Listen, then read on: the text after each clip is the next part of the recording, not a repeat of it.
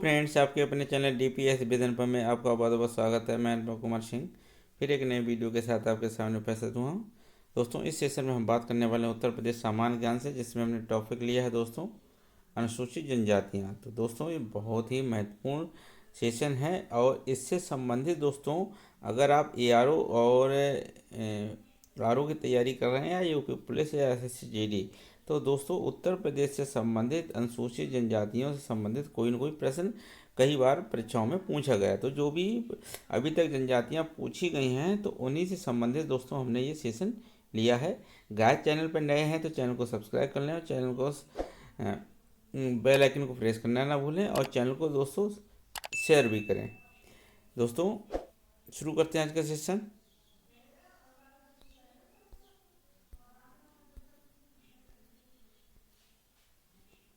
तो दोस्तों, सबसे पहले हम देखते हैं यूपी की अनुसूचित जनजातियां कितनी हैं। तो यूपी की अनुसूचित जनजातियां दोस्तों, अगर हम बात करें 2003 से पहले सिर्फ मात्र 2 जनजातियां थीं उत्तर प्रदेश में। उन 2 जनजातियों का जो नाम था, एक नाम था थारू जनजाति और दूसरा था भुक्सा। ये मात्र 2 जनजातियां निवास करती थीं उत्तर प्रदेश में। कब? 2003 से पहले। पर लेकिन 2003 में केंद्र सरकार राष्ट्रपति द्वारा प्रदेश में 10 और जनजातियों को अनुसूचित जनजाति की श्रेणी में सूचीबद्ध कर दिया गया। कितनी जनजातियों को और जोड़ दिया गया? 10 जो जनजातियां थीं उनको अनुसूचित जनजाति के तहत सम्मिलित कर लिया गया। तो इस तरह से अगर पूछ लिया जाए कि उत्तर प्रदेश में कितनी जनजातियां हैं, तो 12 है। 2003 से पहले कितनी थी? 2। कौन सी थी? थारू और भुक्सा। इस तरह से आप प्रश्न कर सकते हो। किसने सम्मिलित किया है? राष्ट्रपति के द्वारा। कब किया गया? 2003 में। अब बात आ जाती है प्रदेश में अब सूचीबद्ध जनजातियां कितनी हो गई दोस्तों? 12। याद रखना, जो प्रदेश के 19 जिलों में निवास करती हैं। अगर हम बात करें कि उत्तर प्रदेश के कितने ज़िले हैं दोस्तों? 75 ज़िले। 75 ज़िले में कितने ज़िलों में दोस्तों अनुसूचित जनजातियां निवास करती हैं? वो हैं 19 ज़िले। 19 ज़िलों में दोस्तों ये अनुसूचित जनजातियां हैं जो आपको देखने को मिल सकती हैं। नेक्स्ट क्वेश्चन से आप देख सकते हैं, जनजातियों का विवरण कहाँ दिया गया है? ये अनुच्छेद 343 जनजातियों को सर्वप्रथम आदिवासी किसने कहा? जनजातियों को दोस्तों आदिवासी किसने कहा? ये ठक्कर बापा ने कहा था। किसने कहा? ठक्कर बापा ने कहा। किसे? जनजातियों को आदिवासी लोग। नेक्स्ट क्वेश्चन, नई सूचीबद्ध जनजातियां कौन कौन सी हैं? जो नई अनुसूचित जनजातियां जोड़ी गई हैं वो कौन कौन सी हैं? तो देखिए, गोंड एक जनजाति है दोस्तों। अब गोंड जो जनजाति है दोस्तों, ये कहाँ कहाँ पाई जाती है? महाराजगंज, सिद्धार्थनगर, गोरखपुर, वाराणसी और सोनभद्र में। गोंड जो जनजाति है दोस्तों, महाराजगंज, सिद्धार्थनगर, गोरखपुर, वाराणसी और सोनभद्र जिलों में पाई जाती है। वहीं अगर हम खरवार नंबर 2 की बात करें, खरवार या खैरवार, ये भी एक जनजाति जोड़ी गई है। और ये दोस्तों कहाँ निवास करती है? गाजीपुर, वाराणसी, सोनभद्र।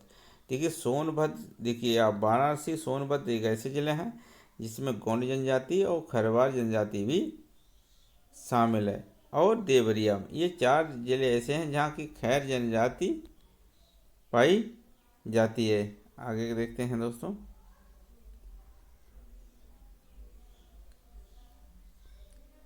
अब हम खैर जनजाति के बारे में थोड़ा सी चर्चा कर लेते हैं। खैरवार या खैरवार, तो दोस्तों ये खैरवार या खैरवार के बारे में विशेष दोस्तों, ये देवरिया, बलिया या गाजीपुर या सोनभद्र में निवास करती है। खरवार कत्थे का व्यापार करते हैं। प्रश्न कई बार आ जाता है, कत्थे का व्यापार कौन सी जनजाति करती है? तो कत्थे का व्यापार दोस्तों कौन सी करती है? खैरवार जनजाति।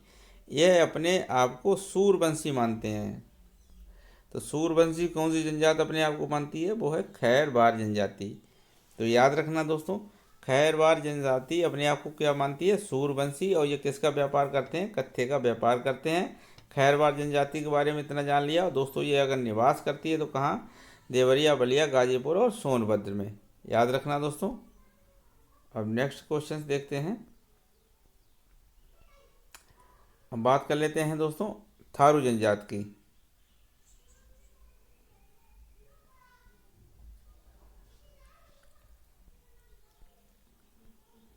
अब प्रदेश के, अब हम बात करते हैं थारू जनजाति की।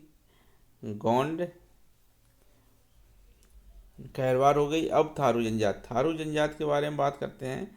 ये लोग प्रदेश के तराई क्षेत्र 5 जिलों में निवास करते हैं। तराई क्षेत्र में दोस्तों,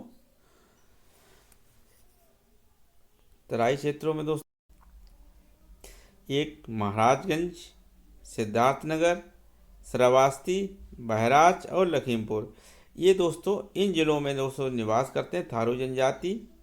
और दोस्तों ये किस वंश से संबंधित हैं? ये किरात वंश से संबंधित हैं। किस वंश से? किरात वंश से। और ये कद में छोटे होते हैं और रंग के पीले होते हैं। कैसे होते हैं? रंग के छोटे होते हैं और रंग के पीले होते हैं, इतना याद रखना दोस्तों। रंग के कैसे होते हैं? छोटे। और क्या करते हैं ये लोग? पुरुष धोती पहनते हैं। क्या करते हैं? पुरुष धोती पहनते हैं और चोटी रखते हैं।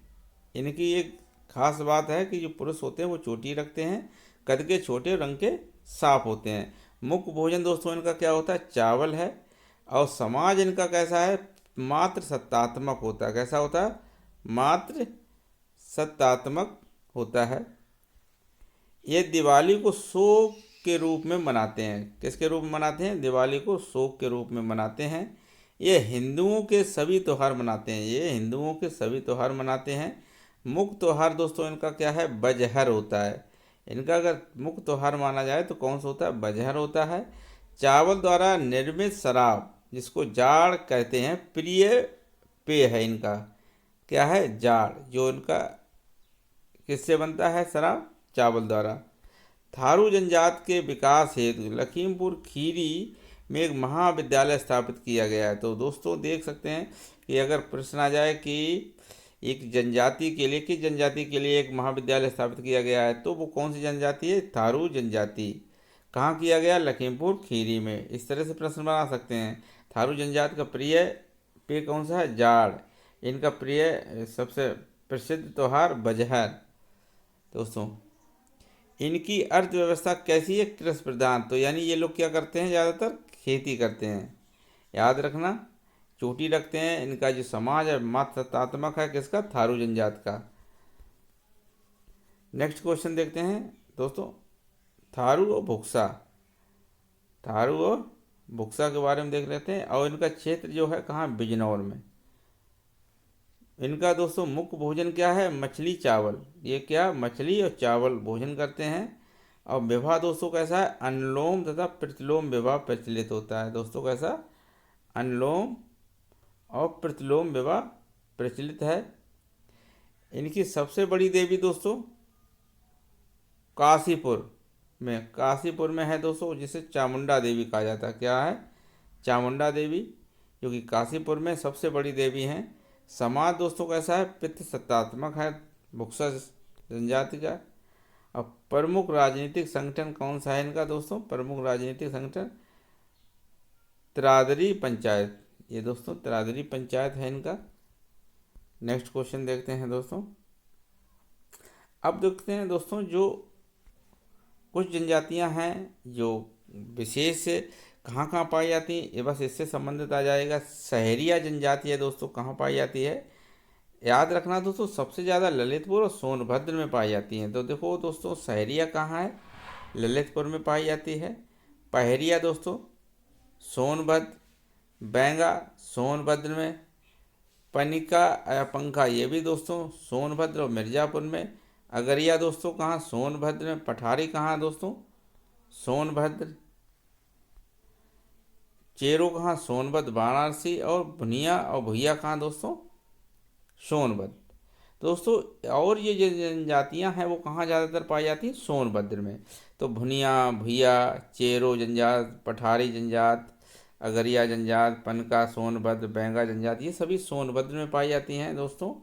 पहरिया भी सोनभद्र में, सिर्फ एक सहरिया है दोस्तों, इसको याद रखना दोस्तों, ये ललितपुर में पाई जाती है। तो ललितपुर एक है जनजात सहरिया, ये ललितपुर में पाई जाती है। इसके बाद दोस्तों जो भुक्सा, थारू, गोंड जनजातियाँ हमने ऑलरेडी आपको बताई हैं, उनको याद कर लेना कहाँ कहाँ पाई जाती हैं।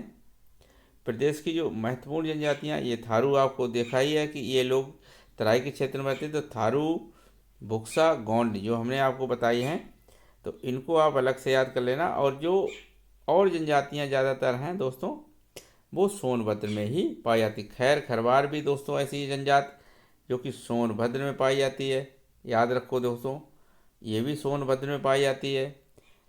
अब थारू जनजात देख लेते हैं। थारू जनजात दोस्तों कहाँ है,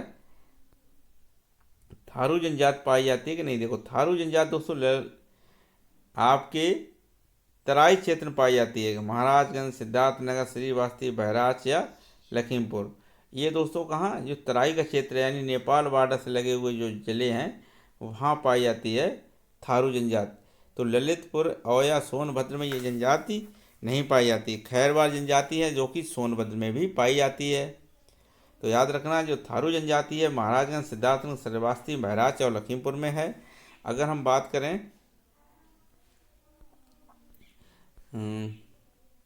भुक्सा की, तो देखो दोस्तों ये भुक्सा भी कहाँ, भुक्सा भी जनजात कहाँ पाई जाती है, ये भी बिजनौर में पाई जाती है, ना कि ललितपुर और सोनभद्र। याद रखना कि दो जनजातियाँ ऐसी हैं थारू और भुक्सा, जी कहाँ तराई क्षेत्रों में निवास करती हैं, बिजनौर, और जबकि अदर जनजातियाँ वो किस में निवास करती हैं, सोनभद्र जिलों में के आसपास क्षेत्र में, और मुख्य रूप से सोनभद्र में निवास करती हैं।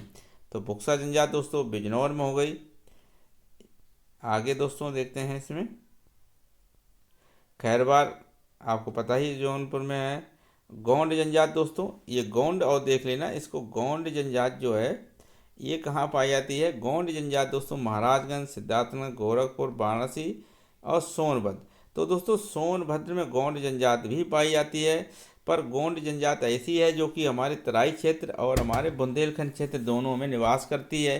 तो याद रखना दोस्तों, गोंड ही ऐसी जनजाति है जो हमारी तराई क्षेत्र आ जाते हैं, महाराजगंज, सिद्धार्थनगर, गोरखपुर ये तराई क्षेत्र में आते हैं, जबकि वाराणसी और सोनभद्र ये हमारे कहाँ, बुंदेलखंड एरिया में आ जाते हैं। तो ये हमारी ऐसी जनजात है गोंड जो कि तराई और बुंदेलखंड दोनों क्षेत्रों में पाई जाती है। तो याद रखना दोस्तों, महाराजगंज, सिद्धार्थनगर में गोंड जनजात और सोनभद्र में पाई जाती है।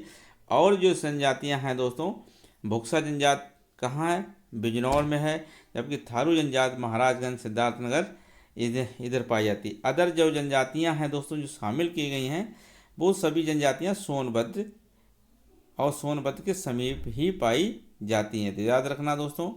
तो गाइस वीडियो आपको कैसा लगा हमें कमेंट करके ज़रूर बताएं दोस्तों, और वीडियो को लाइक और शेयर करना ना भूलें दोस्तों। और मिलते हैं फिर नेक्स्ट वीडियो में, तब तक के लिए जय हिंद दोस्तों।